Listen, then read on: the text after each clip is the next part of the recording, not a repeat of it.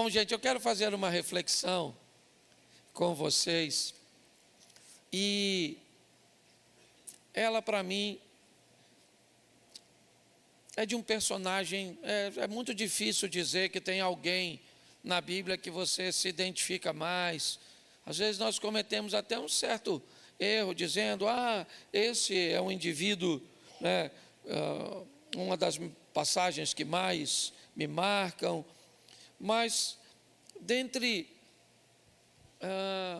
alguns principais, eu vou destacar José como sendo um dos primeiros na minha lista. E eu quero te mostrar algumas coisas através da vida deste moço, e não apenas dele, mas de sua casa e de sua trajetória. E o texto é Êxodo 13, 19. Êxodo, capítulo 13, verso 19. E Moisés levou consigo os ossos de José, porquanto havia este solenemente, ajuramentado os filhos de Israel, dizendo: certamente Deus vos visitará. Fazei, pois, subir daqui os meus ossos convosco. Feche os seus olhos. Senhor nosso Deus e Pai, em nome de Jesus, continua falando conosco, nos abençoando, nos alertando, ó Deus, e que cada um de nós possamos sair com uma semente da Tua palavra para esta semana, pelo poder do nome de Jesus. Você pode dizer amém? Amém. Isso. Bom, nós estamos diante de um texto, de um fato presente, aqui neste momento, mas de uma narrativa do passado. O texto está falando de uma atitude de Moisés, mas de uma palavra que havia sido dita por José, que já faz bastante tempo que morreu. E José deixou uma palavra que não tinha a ver com o seu período de vida. Ele foi bem claro dizendo: o Senhor vos visitará e não nos visitará.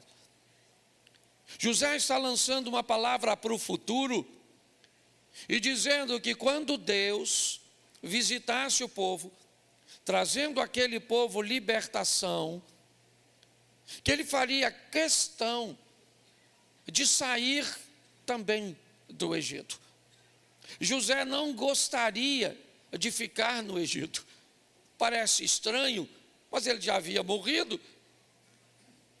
Mas ele quer que seus ossos sejam retirados dali. Inúmeras pessoas nesse percurso morreram e tiveram sua sepultura no Egito. Mas José, ele vai pedir que as pessoas se lembrem dele. E que pessoas são essas? Não são egípcios, pois o texto chega a dizer que levanta-se um faraó que não sabe nada a respeito de José, o que indica que a imagem de José, por melhor que fosse no Egito, por mais expressivo que ele tenha sido no Egito, e foi, o Egito cresceu economicamente, comprou todas as terras vizinhas, basicamente todas as nações ao redor do Egito, que sofriam com um período de escassez, primeiro venderam seus bens, depois venderam suas terras e por fim venderam a si mesmos, só para receberem comida e não morrer de fome. O que indica que nos jantares dos poderosos do Egito, José sempre estava em primeiro lugar por seus resultados, por seus números. Mas passou um tempo até que as pessoas de fora esquecessem quem era José. Note que as pessoas não lembraram das terras, dos celeiros, da expansão territorial, ninguém lembrou de nada disso. E olha que isso era muito expressivo. Mas José quer conversar com alguém que não esqueça de seus ossos. Olha que estranho. Que tipo de pessoas seriam capazes de lembrar de ossos quando saíssem do Egito? Se as pessoas não estão lembrando das conquistas, das terras, certo? Do poder econômico, da expressividade, certo? Como nação, quem é que vai lembrar de ossos secos numa sepultura, para num momento de pressa, ao sair do Egito, levar osso consigo? Só um grupo de pessoas pode se interessar por algo tão insignificante: família. Sabe, aquela mulher que não quer saber quem você é na empresa, qual é o seu cargo, a sua posição, a sua postura, né? A sua posição, postura não, a sua posição, o quanto você ganha, qual é o seu salário, quem está subordinado a você. Aquela mulher que, quando você chega em casa, isso não interessa para ela. Aquela criança que corre na sua direção, aquele menino que vai te chamar de pai, aquela mocinha que vai te chamar de mãe, que vai te dar um abraço, que não está muito interessado se você está suado, se você está cansado. Aliás, podem até remover seus sapatos. A história de José não é uma história fácil, não. Talvez eu não consiga usar a família dele como uma família modelo, mas certamente nós estamos no capítulo 13 de Êxodo, e já faz bastante tempo que José morreu, mas mesmo na pressa, naquela última noite, na morte dos primogênitos, no dia seguinte, quando amanhece, quando a sentença do faraó expulsando o povo judeu das terras do Egito, alguém está preocupado em pegar os bens que os egípcios estão doando para que os judeus fujam depressa. Mas tem alguém que, ao invés de pegar uma taça de ouro, uma capa lindíssima, algumas moedas de prata e alguns utensílios valiosos, quer levar algo que tem muito valor para ele: os ossos de um de seus familiares. Não se engane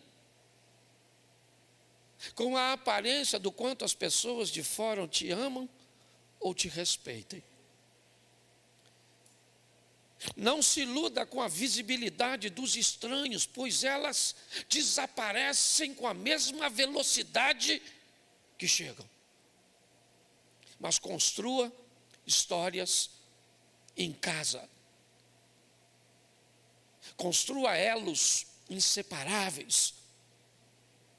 Estruturas fortes com pessoas imperfeitas. Um sistema coeso, alinhado e firme com pessoas desafiadoras. Porque a maioria das pessoas de fora sequer se lembrarão das coisas boas que você fez. Imagine lembrar-se de seus ossos. Começo por aqui essa reflexão. Num período onde estamos ensinados, doutrinados,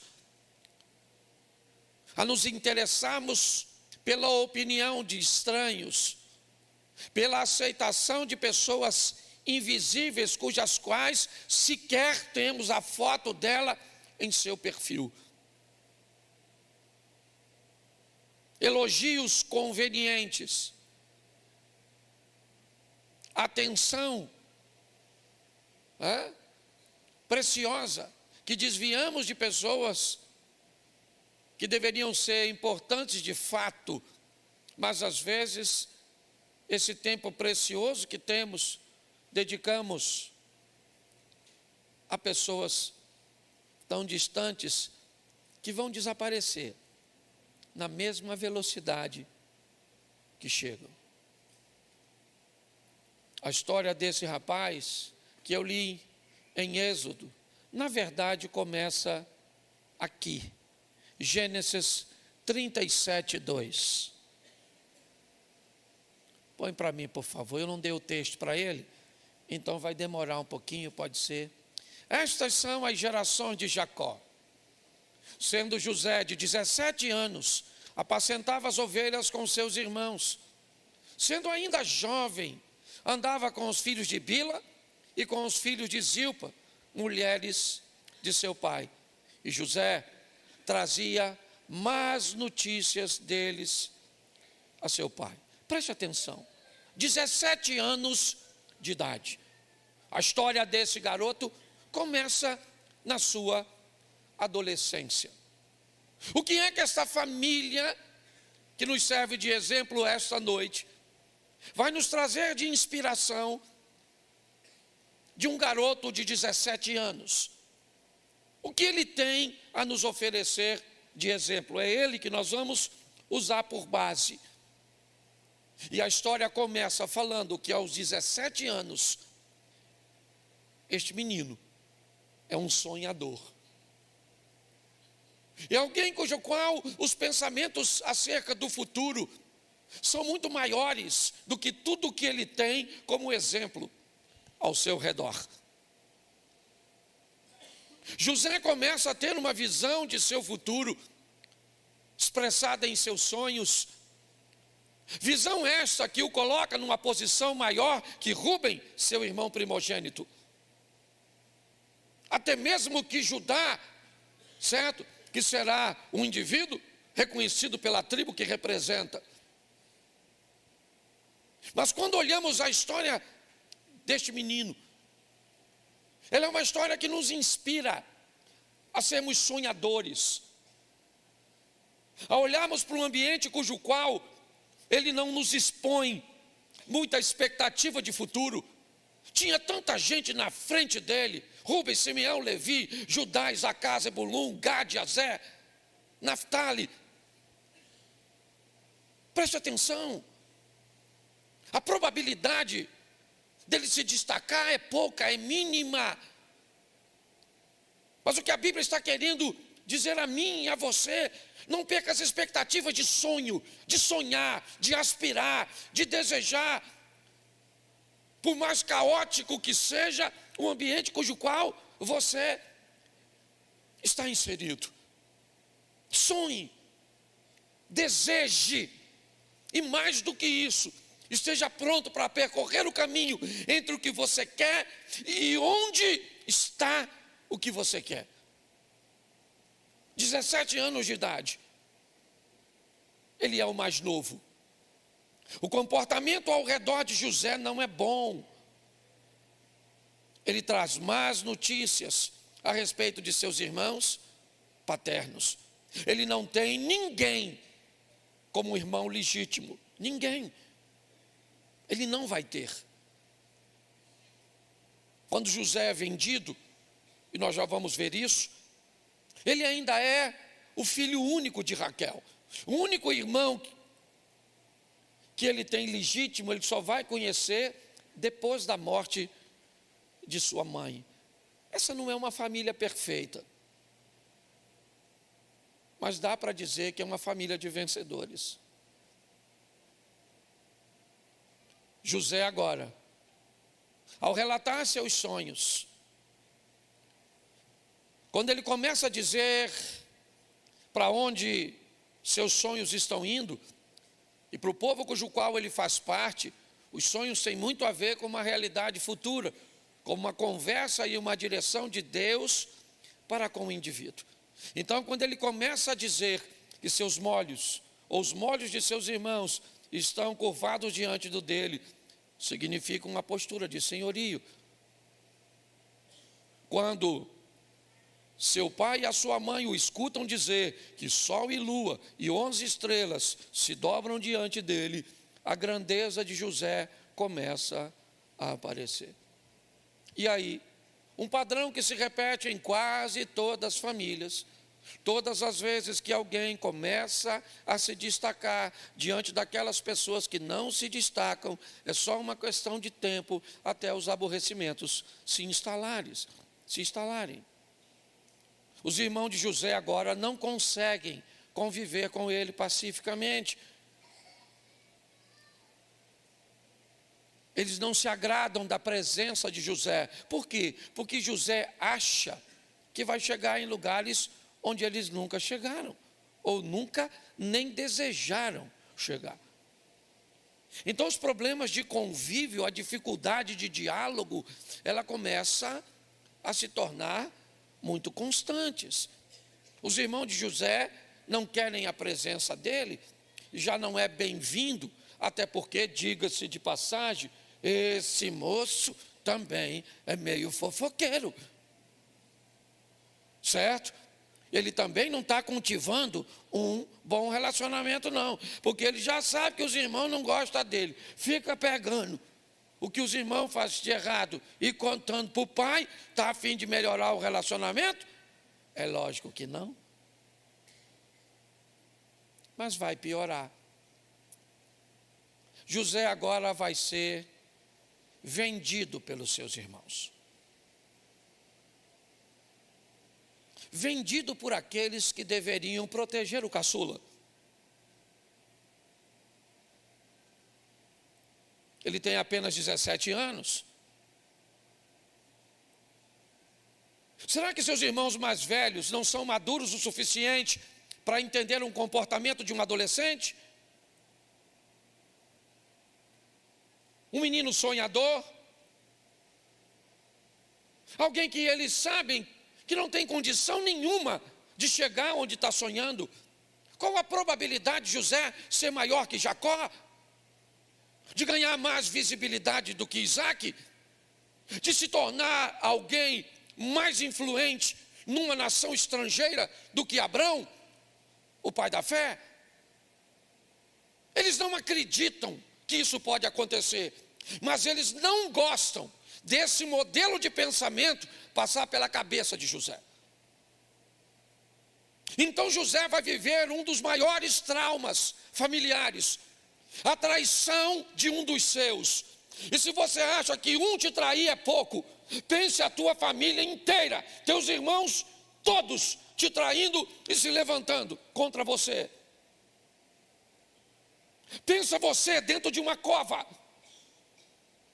com 10 irmãos seus do lado de fora, decidindo que hora que te mata. Pensa. Uma ação liderada por Judá. Lá vem o sonhador, vamos matá-lo.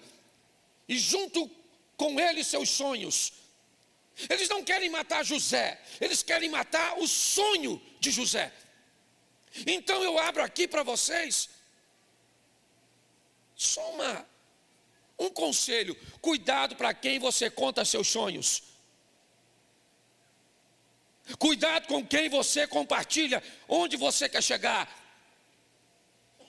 Se os de casa têm dificuldade para lidar com isso, imagine os de fora. Cuidado com quem você chama de amigos. Cuidado com esse ambiente. José está dentro de uma cova, aparentemente sozinho, mas ele foi muito bem treinado. Muito bem treinado. Sua mãe também era uma sonhadora, que sonhou a vida inteira ter um filho. Foi humilhada por seu pai. Sim, o covarde Labão, que deu a filha mais velha no lugar da mais nova. A vergonha de Raquel. Pensa, pare para pensar. No dia do casamento dela, Todas as suas amigas sabem que é ela que vai casar. E no final da história ela termina solteira e acorda de manhã com sua irmã na cama do homem que seria seu marido. Pensa. Pensa na humilhação. Até mesmo do próprio Deus para com Raquel. A visão que Raquel poderia ter a respeito de Deus. Não apenas sua irmã Lia, mas Bila e Zilpa, praticamente escravas, serviçais, não apenas recebendo os benefícios dos prazeres sexuais na cama do patrão, mas tendo a satisfação de alguns meses depois, ouvir na sua tenda o choro de uma criança que Raquel nunca tinha ouvido. É essa mulher que treinou esse garoto. É essa sonhadora que chamou seu filho e deu a ele forças, firmeza para prosseguir. É ela que vai estar com ele quando ninguém estiver. É ela. Para onde você vai quando a vida te leva para te mostrar os louros? Quem você leva com você? Você vai sozinho ou é capaz de levar seu avô, seu pai, seu tio, quem te criou? Esses dias alguém me perguntou: pastor, o senhor viaja muito sozinho, sua mulher quase não viaja contigo? Eu disse: cara, eu nunca viajei sozinho, minha mulher sempre foi. E aí alguém me disse: mas eu nunca vi. Eu disse: isso aí não é problema meu, é seu. Eu dificilmente, poucas vezes, só quando não tem jeito, eu aceito uma cama de solteiro. Eu tenho que dormir numa cama de casal, porque minha mulher vai comigo. Pode não ir presencialmente, mas vai no meu coração. Nesses 34 anos, nunca houve nenhuma possibilidade de ter nenhuma outra mulher deitada na cama que eu me deito, porque aquela tem lugar e ele está ocupado. Não interessa se ela está presente fisicamente ou não. Não há vaga na cama que eu durmo por uma outra mulher que não se chame Jane Mary. É assim que funciona. É para lá que Raquel vai com ele. E Jacó também. O relacionamento de Jacó com José também é muito forte. Ele é o filho da mulher que ele ama e que foi estéril até a presença de José. Mas agora vamos ao trauma, à venda. Vamos vender aos ismaelitas, aos midianitas, aos homens das caravanas, o nosso irmão José. Para que matá-lo se podemos vendê-lo? Porque vender é muito pior que matar. Se você mata, você destrói. Se você vende, você azeda o coração. Quantas pessoas não rompem, não avançam, não conquistam, não fazem porque são traumatizadas por traições, por abusos familiares. Agora ele vai sozinho, pelo menos aparentemente. O que seus irmãos não sabem é que José vai acompanhado por Deus naquela caravana. O que seus irmãos não sabem é que os valores de Raquel vão com José. Os ensinamentos de Jacó vão com José. E lá vai José para o Egito, onde vai ser vendido como escravo. A casa é de um oficial do rei, Potifar. Um homem poderoso, influente, bem casado, bem estruturado. E nessa casa, José entra como um escravo. Esse era o título que as pessoas davam a ele, que ele mesmo nunca se deu. José nunca se considerou um escravo, porque não interessa quem as pessoas pensam que você é. O importante é que você não se esqueça e não se contamine, nem para cima nem para baixo, com o título que as pessoas vão conferir a você. Eu convivo com títulos desde ser um palhaço até uma celebridade. E saiba de uma coisa, eu não sou uma coisa e nem outra. Eu não estou nem da ponta de baixo, como o palhaço, nem na ponta de cima, como uma celebridade. Mas o importante não é o que as pessoas pensam quem eu sou. O importante é que eu saiba. O comportamento de José não é de escravo. A maneira com que José governa a casa de Potifar, ela não é de um escravo. Ela não é de um revoltado. Não, ela é de um homem forte, que não quer estar ali, mas descobriu que a vida o levou. E se a vida te levou, meu filho, encare. É só isso. Ele queria estar lá? Não. Quando a vida te levar para lugares que você não gostaria de ir, bote na bolsa seus melhores valores. Bote na sua mochila os pertences mais importantes, as posturas, os posicionamentos, os princípios, os pilares, eles vão com José. Na casa de Potifar, o José, chamado de escravo por alguns, tem postura de patrão para a esposa.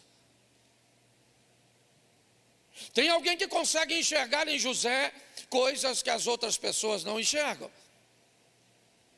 Potifar, ele observa a capacidade de José, a confiança que pode colocar nele, e ver nele um homem exato para administrar seus bens e prosperar. A esposa não. A esposa vê um homem forte, bonito. A raiz dele é assim. Um indivíduo de postura. Para a mulher de Potifar, José parece estar no lugar errado. Para ela, provavelmente, a vida não foi muito justa para esse cara. E ela se interessa por ele.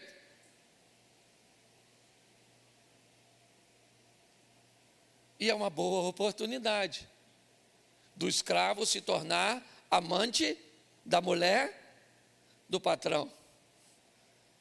Mas José não viajou sozinho. Ele viajou com seus princípios. E os princípios ainda o estão direcionando. Pastor, se ele se deitar com a mulher do Potifar, ele quebra um dos mandamentos. Não adulterarás. Mas isso não foi escrito ainda. O decálogo vai ser escrito mais à frente, depois do Êxodo, por Moisés. Moisés nem é nascido, e esse cara já sabe que não se deita com a mulher do outro. Preste atenção. A firmeza, a postura, os valores familiares desse indivíduo são firmes, fortes. Ele tem uma oportunidade extraordinária. Uma oportunidade extraordinária de alimentar a si mesmo. Ele não vai poder distribuir essa informação. Ele não vai poder dizer para ninguém que se deita com a mulher do patrão, ou alguém vaza essa informação e ele é morto, sim ou não? Então, por que ele não faz? A firmeza, a postura. O dia que essa mulher diz para ele, eu quero você, sabe o que ele diz para ela? Potifar me disse, aqui na minha casa, tudo está debaixo da sua autoridade, menos a minha mulher. Você acha que Potifar disse isso para ele?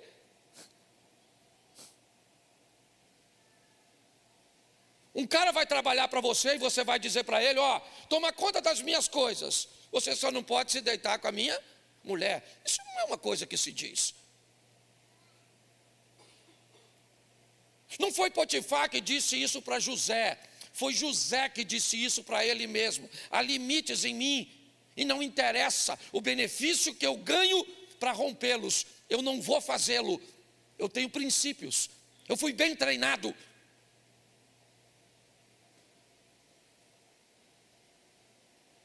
Eu fui treinado por um homem, Domiciano, nome de imperador.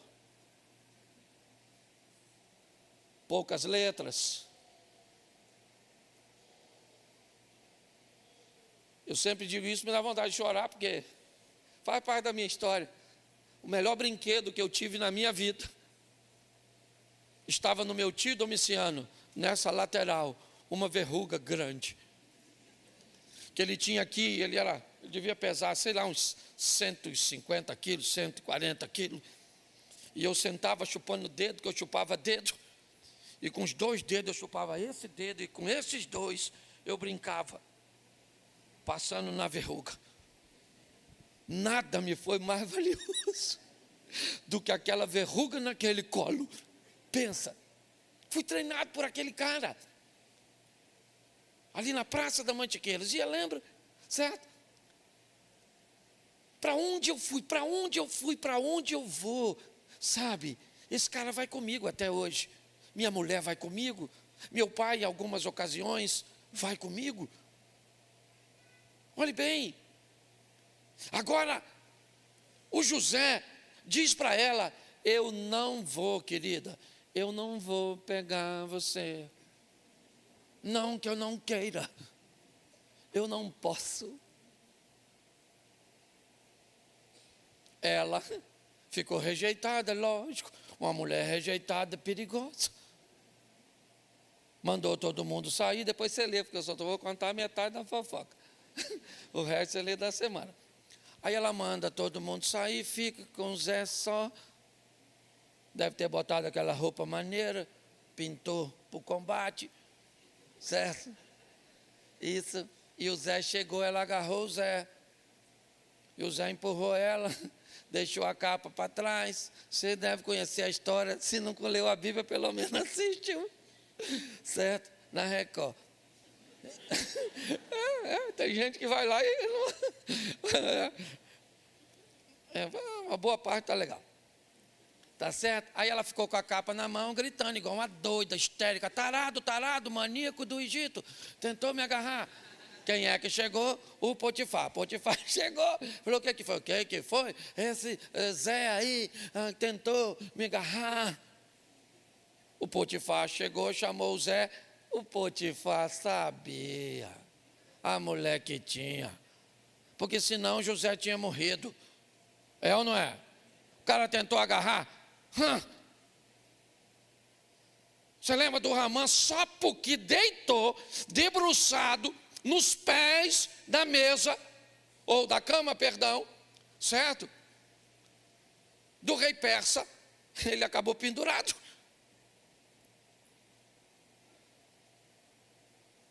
Eu imagino o Potifar chamando: pô, Zé, bom, cara, tu fazer isso comigo, cara. Pô, tu administra a minha casa, tudo direitinho. Pô, tu toma conta de tudo, Zé. Querer pegar a minha mulher. E o José falou: o quê? Nada. Nada, nada, nada. Poderia falar: ô Potifar, você sabe. Só para nós aqui, vamos conversar no canto. Essa maluca dessa mulher tua é doida, mano. Está dando em cima de mim um tempão, eu não pego porque eu sou parceiro, irmão. Pega a visão, fiel. Você entenda bem. Eu não peguei essa maluca, não peguei.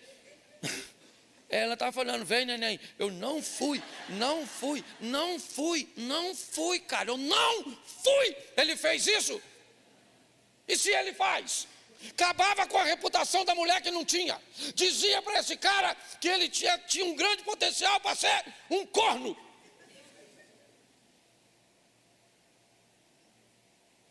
Preste atenção, o cara cala a boca dele. Conserve-me o direito de permanecer calado. Então vai para a prisão, miserável. Pelo menos o Potifar tem que dar uma satisfação. É ou não é? Botou o cara na cadeia. Chega o José. Primeira coisa que alguém pergunta quando o cara é preso. Esse dia prenderam um amigo meu. Pensão alimentícia. Amigo não, conhecido. Aí perguntaram para ele, irmão. Perguntaram para o cara que está aprendendo, qual é o crime? Sabe que o cara gritou? Ele ficou muito chateado. Ladrão de mamadeira. Eu achei o maior barato ele me contando. Falei, vai virar história. Não fala o nome, mas fala o crime. É uma verdade.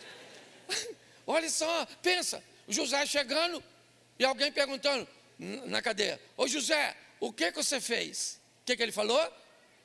Nada. Inocente. Pensa os presos falando. Aqui todo mundo. Você matou 10? Não, né? Você roubou, não roubou, não? Nem cara de ladrão tem lá. Aqui todo mundo é inocente. Vai ele preso, sim ou não? Sim ou não? Mas na prisão, Deus era com José. Deus era com José, Raquel era com José, os valores eram com José, os princípios eram com José, os pilares eram com José. Tem gente na igreja que não pode ir no barzinho da esquina, que os princípios, pilares, já ficou. Tem umas irmãs que se for na praia, não vai princípio, não vai valor, não vai nem roupa. Quanto mais essas coisas. E cuidado que você pode estar rindo de você. O que é legal. Não, tem gente que não pode em lugar nenhum, que não leva nada. Na prisão, Deus era com o Zé. Eu gosto disso. E o Zé está lá. E os prisioneiros estão vendo que o Zé é maneiro. O Zé pode até ser bandido, mas é um bandido de família. Certo? Pelo menos tem uma vantagem. Gosta de mulher, agarrou a mulher do maluco. Isso aí. Deus era com ele, sim ou não? Isso. Ali ele cresce, desponta, ganha visibilidade e continua envolvido com sonhos. O futuro sempre esteve diante do José. Quer para ele, quer dos outros. Copeiro e padeiro, sonho, o destino se desenrola. A exposição do José, ela acontece. Ele também é visto naquela prisão como profeta. Mas o copeiro é solto. E José diz para ele o seguinte: quando chegar lá fora, irmão, você vai servir o faraó, cara. Fala para o faraó que eu não garrei ninguém não, pô. Fala para ele, fala, ó, Zé é maneiro, Zé não garra ninguém. Zé. Ele pediu ao copeiro para ajudá-lo a sair da prisão, sim ou não? Isso, porque a prisão era ruim.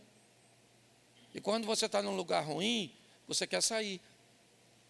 Ele pediu a Deus para tirá-lo da casa do Potifar, sim ou não? Não, porque lá era bom. Era bom porque ele tinha conforto, ele estava numa posição significativa.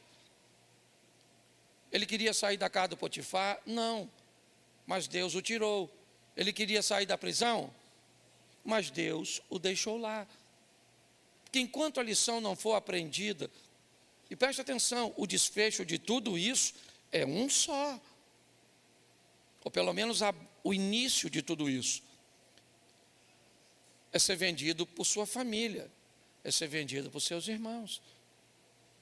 José está passando tudo isso que não precisava passar. O tempo passou. O faraó sonha. E o copeiro agora se lembra de José. José sai da prisão e é apresentado ao faraó. 30 anos de idade. 13 anos se passaram. Entre casa de Potifar e prisão, 13 anos se passaram nessa luta. Alguns colocam 10 anos na casa do Potifar, 3 anos na prisão, e agora José está diante do faraó do Egito.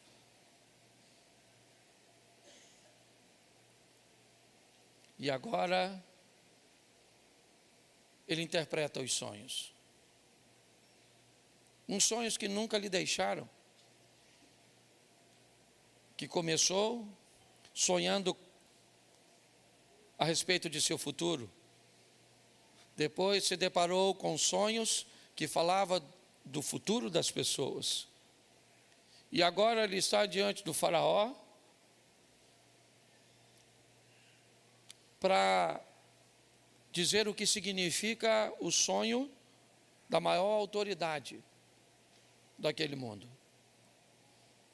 E mais do que o significado dos sonhos, José tem a solução para o problema. Ele sabe como resolver. Ele apresenta ao faraó, que o coloca como governador. Ele agora alcança o governo do Egito. Ele está no poder, se casa com uma bela mulher, tem 2 filhos abençoados. José, como Naamã, é reconhecido nacionalmente e internacionalmente, enquanto Naamã é pela força do exército, pelo material bélico, todas as suas manobras militares, o José é o cara da economia, José é o cara da administração. Esse é o cara, todo mundo sabe quem ele é. Ele é Zefanete Paneia para os egípcios. O homem, quando passa pelas ruas, os olhares o buscam. Ele, quando passa no seu cavalo, é como alguém importante passando no seu carro. É assim que funciona. Os olhares. Mas para que tudo isso? Para que será? Ah, eu já sei. É para salvar o Egito da fome. Deve ser. Deve ser porque Deus está preocupado com os egípcios. Mas a fome se acentuou. E ela chegou na terra dos irmãos de José. E agora os irmãos de José vão se deslocar para o único lugar que tem comida. Eles chegam, José está de pé quando olha para seus irmãos. Eles estão vestidos como judeus, vamos colocar assim. José é um egípcio. Suas roupas, sua postura, seu idioma. E pior, ele ocupa a cadeira do governador.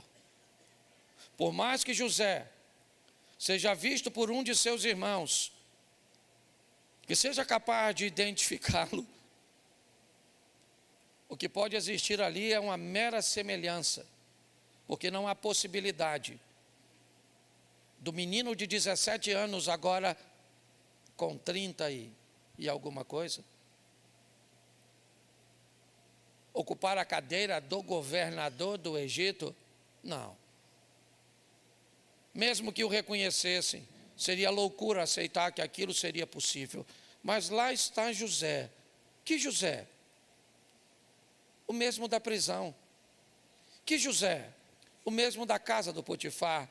Que José? O mesmo da cisterna. Que José? O mesmo da lavoura. O mesmo do café da manhã. O mesmo José. Que José? O irmão de Judá. O irmão de Rúben. O filho de Raquel. O filho de Jacó. O governador do Egito. Isso ele é para os egípcios. Para José, ele não é o governador do Egito. Ele é o filho de Raquel, o filho de Jacó, o neto de Isaac, o bisneto de Abraão. É isso que ele é. E ele sabe disso. Mas agora vai acontecer algo bem estranho. A possibilidade de cuidar. Coloca para mim Gênesis 47:6. Está aí. Gênesis 47, 6. A terra do Egito está diante de ti. No melhor da terra, faze habitar teu pai e teus irmãos. Habitem na terra de Gósen. E se sabes que entre eles há homens valentes, os porás por maiorais do gado sobre o que eu... Presta atenção. Vamos lá. Trouxe José a Jacó, seu pai, e o apresentou a Faraó. Jacó abençoou a Faraó. A maior bênção que Jacó deu ao Faraó já tinha dado. Foi José ter chegado para salvar o Egito. Mas agora é estranho. José percorreu a terra e sabe qual é o melhor lugar de viver. E ele vai até o Faraó e fala para o Faraó a respeito de seus irmãos, os caras que o venderam. Aqueles caras que queriam matá-lo, esses caras agora vão ser sustentados por José. Esses caras agora, eles vão ganhar uma posição que o Faraó disse a José: vocês têm a fama de serem valentes, e até porque o Faraó tem José como base para avaliar seus irmãos. Se José fosse um cara burro, os irmãos, se fosse covarde, certo? Quando você pega alguém da família e encontra alguém com uma diretriz, você subentende que a linhagem daquela família é boa.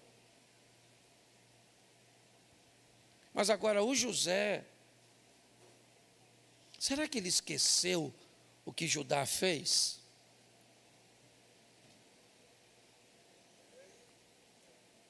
Judá disse: vamos matá-lo, e com ele também seus sonhos.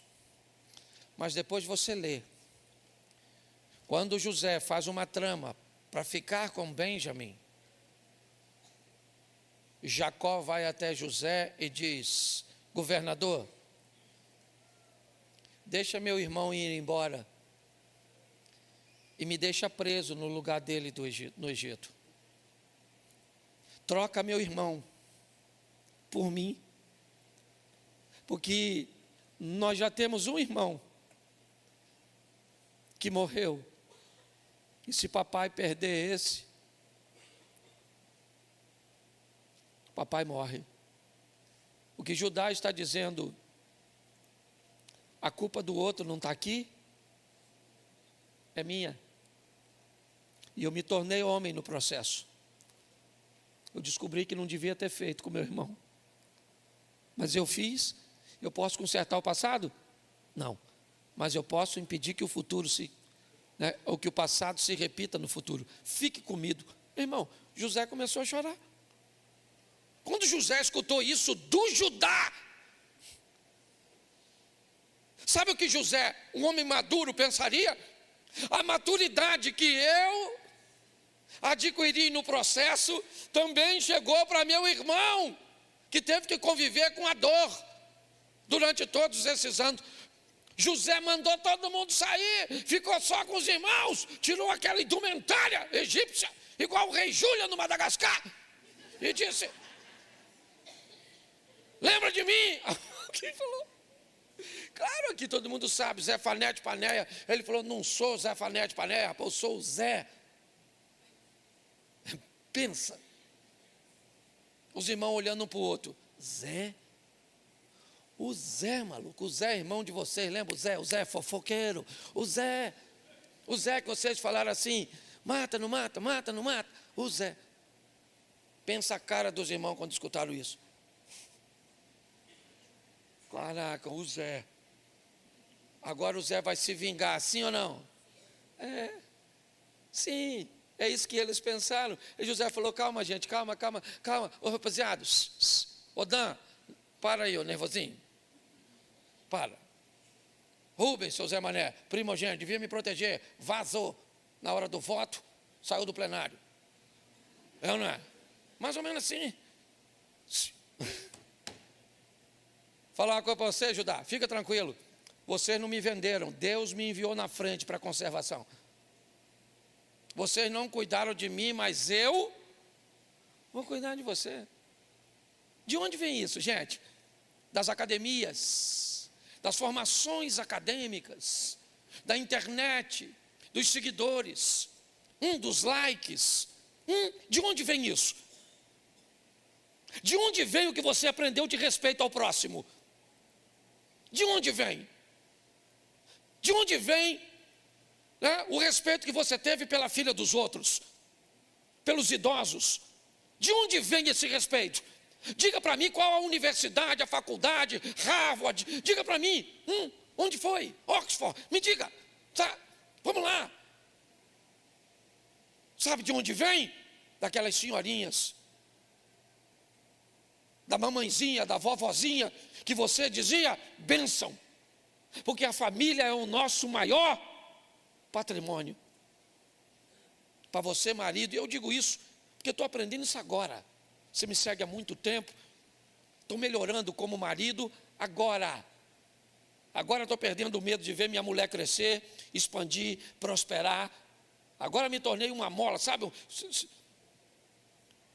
É como se eu saísse, imagina uma locomotiva que sai da frente do vagão para trás, só para dar impulso, para empurrar. Então estou pregando sobre mim mesmo. É isso. Nossa casa, nossa família, nossos filhos, nossos netos, é o que vai ficar. Essa é a grande verdade. Poucos sobram. Eu tenho aqui caras que são, mas o Rosia não é, sua família não é, a Bíblia diz que tem amigos mais chegados que irmão. Nós temos um relacionamento que transcende o relacionamento do DNA, e você deve ter amigos ou amigas assim também. Então vá para cá, antes de ir para, vou até fazer uma promoção, que hoje eu estou nervoso. Sai daqui, vai comer um negócio ali com a sua mulher.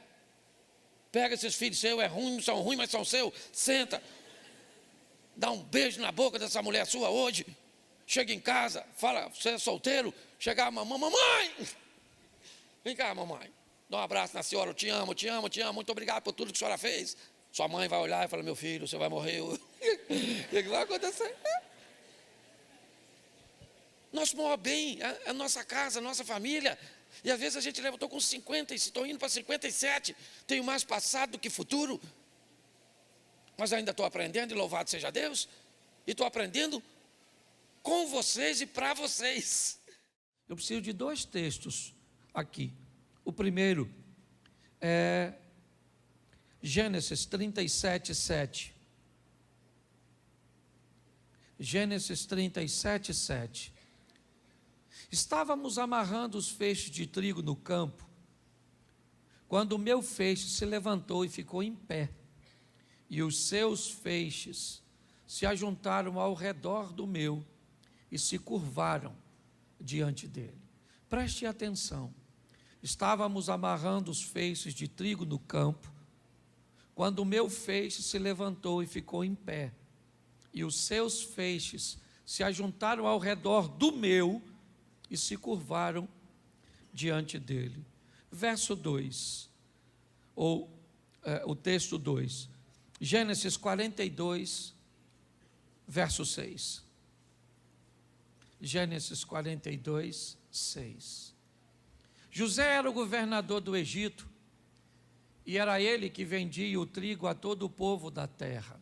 Por isso, quando os irmãos de José chegaram, curvaram-se diante dele, com o rosto em terra. José era governador do Egito, e era ele que vendia o trigo a todo o povo da terra. Por isso, quando os irmãos de José chegaram, curvaram-se diante dele, com o rosto em terra. Feche os seus olhos. Senhor nosso Deus e Pai, em nome de Jesus, eis aqui a tua palavra, continua falando conosco e usa-me como um canal de bênção nesta hora, pelo poder do nome de Jesus. Você pode dizer amém? Amém. Eu quero mostrar a trajetória de um indivíduo que conseguiu alcançar aquilo que Deus tinha para ele. Não é porque Deus tem algo para você que isso necessariamente irá se cumprir. As promessas de Deus sempre serão vinculadas, ou na grande maioria das vezes, a via de regra, a postura daquele cujo qual recebeu a promessa. Para mim, os planos de Deus nunca foram de que Sansão vivesse a humilhação, a cegueira, um trabalho forçado, morresse debaixo de escombros. Eu não acredito que esse era o projeto de Deus.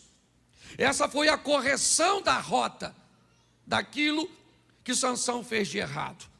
Para mim, Deus que trabalha de uma forma extremamente organizada e pontual, a Bíblia chega a dizer, na carta do apóstolo Pedro, que o sangue de Jesus já era conhecido antes da fundação do mundo, ou seja, antes de Deus dizer, haja luz, ele já tinha dito, haja cruz. Ou seja, tudo sempre esteve sob controle. Para mim, o povo deveria sair do Egito pelas mãos de Moisés, mas não com pragas, não. Para mim, com a autoridade de alguém que Deus constituiu como faraó do egípcio. Ah, pastor, mas os egípcios jamais aceitariam um faraó egípcio. Talvez por isso que quando José se torna governador, me parece que não foi na gestão legítima dos egípcios, mas sim nos hicsos, que haviam invadido e vencido o Egito e levado para lá, há anos atrás, a cavalaria, porque anteriormente o Egito nem cavalo usava. É importante nós entendermos que Deus tem tudo muito justinho, muito bem feito. As pragas só vieram porque Moisés se atrapalhou. O Sansão só foi humilhado porque se atrapalhou. Porque Deus tem todas as coisas para fazer certinha. Quando nós nos atrapalhamos, as coisas ficam complicadas. Quando nós vemos a história de José, ele é um dos que menos se atrapalha. A história de José é uma das histórias mais justinhas. Dificilmente você vai ver esse cara, ou a Bíblia dizendo, que ele tirava seu momento tão grande de oração, como Moisés, como Abraão, e como tantos outros. Dificilmente você vai ver esse camarada envolvidos em questões conjugais, com brigas e dilemas com sua esposa. Dificilmente você vai ver os filhos de José dando problemas para ele, como deu os de Samuel, como deu os de Davi, como os deu o de Jacó, fora o José, como os deu o de Isaac, como deu os de Abraão. Quando você olha a história do José, nem parece que esse cara é crente nos padrões espirituais que nós estabelecemos ou pré-estabelecemos. O que esse camarada tem? Não estou negligenciando, é lógico que ele orava, é lógico que ele cumpria todos os protocolos, mas quando você vê a vida do camarada, sabe, para mim José é como um skatista, sabe, aquele indivíduo que só anda para frente, tem equilíbrio, sabe cair, gosta de obstáculo, e aquele camarada que vai sempre numa linha, às vezes talvez nunca tão rápido quanto gostaria, mas pensa num indivíduo cujo qual dá prazer de você ver a história dele. Ele recebe uma promessa que provavelmente se cumpre, talvez mais de 20 anos depois, se somarmos os 7 anos de fartura, um período ainda de escassez, o tempo que ele passou na prisão, o tempo que ele passou na casa de Potifar, o tempo que ele passou em posse dos midianitas ou ismaelitas, e o tempo que levou entre seu sonho até ele ser vendido por seus irmãos. Quando somamos tudo isso, nós vamos ver que o que foi prometido no capítulo 37, verso 7, se cumpriu no 42, verso 6, e praticamente numa linha reta, praticamente num ambiente extraordinário. E por quê? É isso que eu quero mostrar a vocês, rapidamente. Porque se eu pedir aqui para levantar a mão, quem tem promessa, provavelmente todo mundo levanta. Se eu perguntasse a você, se você conhece alguém que morreu sem as promessas se cumprir, provavelmente você também levantaria a mão. E Deus não é homem para que minta, nem filho do homem para que se arrependa. É importante, porque senão eu já vi gente se questionando sobre as promessas. Primeiro, quando alguém fala algo para você, pode ser Deus, pode ser o mal, ou pode ser a própria pessoa. Então é um grande desafio entendermos isso. Eu vou mostrar a você algumas pessoas que foram à casa dele, em busca dele, e o que aconteceu em cada visita. Vou ter que ser rapidinho aqui, mas eu preciso te mostrar, porque em cada visita, em cada procura que Davi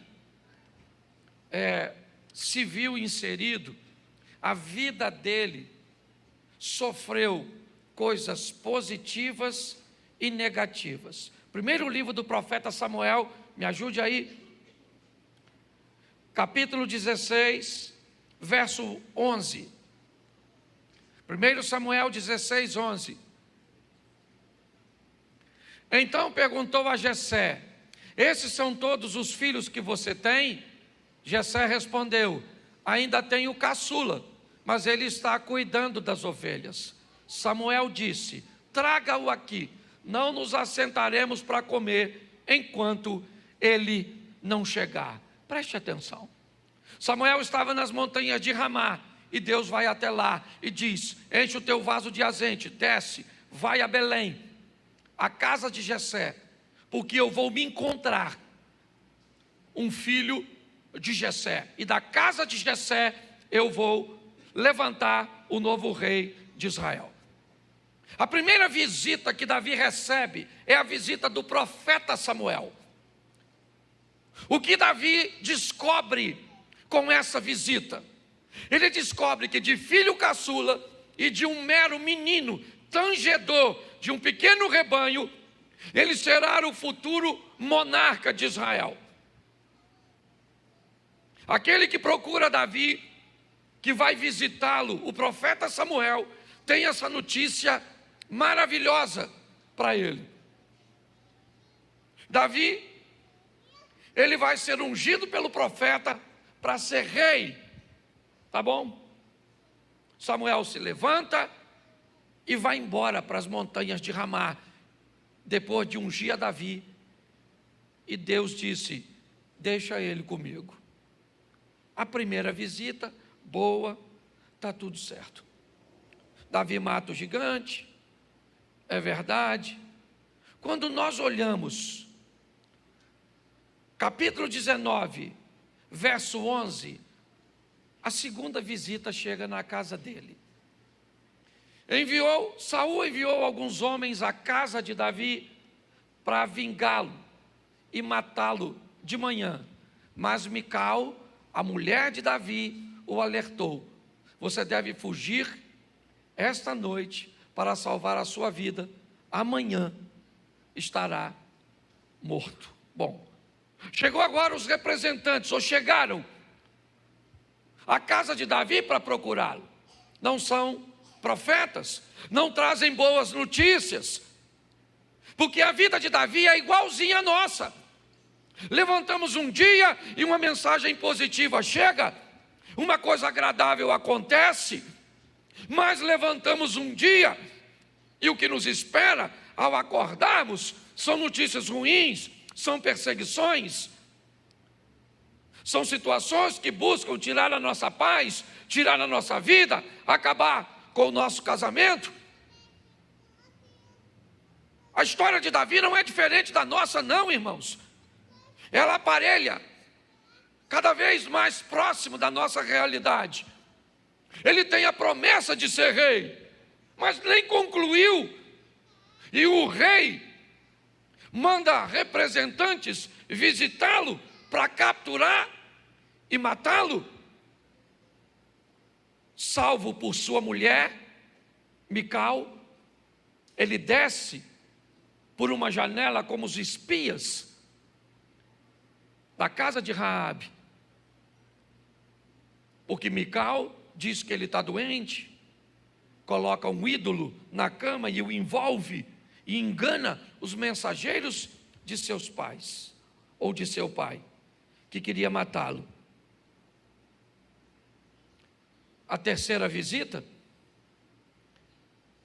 2 Samuel capítulo 12, verso 1, ou melhor, verso 4, para a gente adiantar.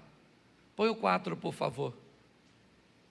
Certo dia, um viajante chegou à casa do rico. O rico é Davi. E este não quis pegar uma das suas próprias ovelhas ou de seus bois para preparar-lhe uma refeição. Em vez disso, preparou para o visitante a cordeira que pertencia ao pobre. O terceiro visitante chegou. O primeiro vem com a mensagem: você vai ser rei. O segundo vem com a mensagem: eu vou tirar a sua vida. O terceiro é o visitante, é o viajante. Ele vem visitar Davi, como o texto diz. E o que ele quer? Ele quer fazer Davi pecar. Ele quer envergonhar o nome de Deus, do povo de Deus, o nome de Davi. Ele quer trazer caos, ele quer trazer problemas. Note que volta e meia, algo diferente está chegando na minha e na sua vida. Algumas coisas são boas, outras coisas parece que têm o propósito de matar, talvez não fisicamente tirar a vida, mas tirar a paz. A vida no sentido figurado. Aqui nós vemos mais um visitante. Ele agora não é o profeta, ele agora não é um rei enciumado, ele é o próprio Satanás. Como é que o senhor sabe que esse... É porque nós estamos no capítulo 12, e no capítulo 11, Davi está andando na sacada, sozinho. Sozinho. E o 12 diz que ele estava lá como rico, e chegou um viajante, um visitante na casa dele com fome. Aquele que veio visitar tinha fome. Eu consigo descobrir quem é ele olhando para Jó, quando Deus pergunta a Satanás: de onde você vem? Ele diz: eu estou viajando, procurando uma casa para visitar, uma empresa para visitar, uma igreja, um casamento, um coração. Eu estou procurando alguém que me receba. E o que você tem? Fome. A fome desse que visita Davi envolve sexo na situação. Ele está desejando a mulher de seu oficial. Ele está excitado. Seus hormônios estão borbulhando. Mas eu queria lembrar você que ele tem muitas mulheres no seu harém. E basta ele matar esse desejo com uma de suas esposas que está resolvido. Mas o texto diz que quem está com fome não é Davi, é o visitante. E esse visitante, ele não pode se alimentar de Davi se servindo de suas esposas, porque senão não é pecado. Então ele tem que infringir. Tudo bem? Vamos para o quarto visitante? Coloca aí. Capítulo 12, agora sim o verso 1. 2 Samuel 12, 1. E o Senhor enviou a Davi o profeta Natã. Isso. 4 visitas. O profeta Samuel, que diz que ele é rei. O rei Saul, que quer matá-lo. O próprio mal na figura de Satanás e nos desejos, nos impulsos, querendo envergonhá-lo, fazê-lo pecar. E diga-se de passagem, também matá-lo fisicamente, porque só para lembrar você, quando Davi comete isso, era mais ou menos a lei do olho por olho, dente. Se ele matou Urias, o que tem que acontecer com ele? Também morrer. Mas o profeta Natã é o 4º visitante, o último que Davi recebe. E ele vem com uma proposta. E que proposta é essa, pastor? A proposta de conduzir Davi ao arrependimento, à conversão, à transformação. E graças a Deus, isso acontece. Algumas pessoas não entendem por que Davi é um homem com tantos erros e é considerado um homem, né? Ou Deus permitiu que fosse dito que ele era um homem segundo o seu, mas é bom lembrar você que você nunca vai ver Davi repetindo o pecado. Não há reincidência nesse moço.